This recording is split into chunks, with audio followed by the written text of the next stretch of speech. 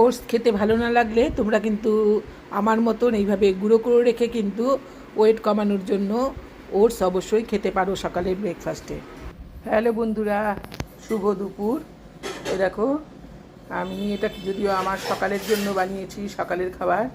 এখানে আমি খানিকটা ওটস নিয়েছিলাম, আর ওটসটাকে দেখো আমি একদম গুঁড়ো করে রেখেছি। এই যে ওটসটাকে গুঁড়ো করে নিয়েছি। এটাই আমি সকালবেলায় দই আর ড্রাই ফ্রুটস দিয়ে খাবো। আমি কিন্তু এতে কোনো চিনি কিন্তু ব্যবহার করবো না। এটা এখন ছাতুর মতন আমি গুঁড়ো করে নিয়েছি।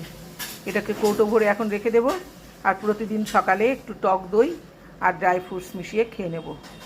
ওটস খেতে আমার মোটেই ভালো লাগে না, কিন্তু তবুও ফ্যাট কমানোর জন্য এই ব্যবস্থা। সেজন্য তোমরাও কিন্তু এইভাবে কিন্তু গুঁড়ো করে রেখে দিতে পারো, প্রয়োজন মতো ইউজ করতে পারো। এই যে এয়ারটাইট একটা কৌটোতে আমি এখন এটাকে তুলে রেখে দেব।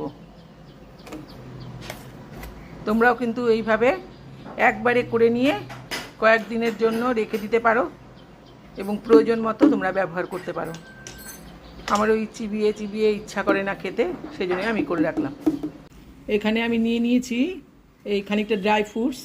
এখানে আছে ব্লুবেরি, আর এখানে 5-6টা আমন্ডকে থেতো করে নিয়েছি, আর এখানে 15-20টা কিশমিশ নিয়ে নিয়েছি, আর 3টে খেজুরকে আটি ছাড়িয়ে নিয়েছি। যদিও আমি চিনি এতে খাবো না, সেই জন্যই আমার এই ড্রাই ফ্রুটসগুলো যোগ করা। তবে এখানে কিন্তু আমি কাজু যোগ করি না, তার কারণ কাজুতে প্রচুর পরিমাণে ফ্যাট থাকে।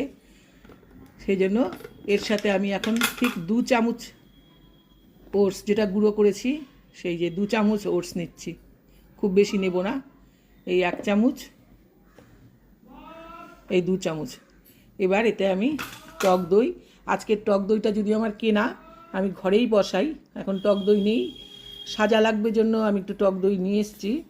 এই দইটাকেই আমি এর সাথে এখন যোগ করে নেব। নিয়ে আজকের ব্রেকফাস্ট কিন্তু আমার এটা দিয়েই হবে।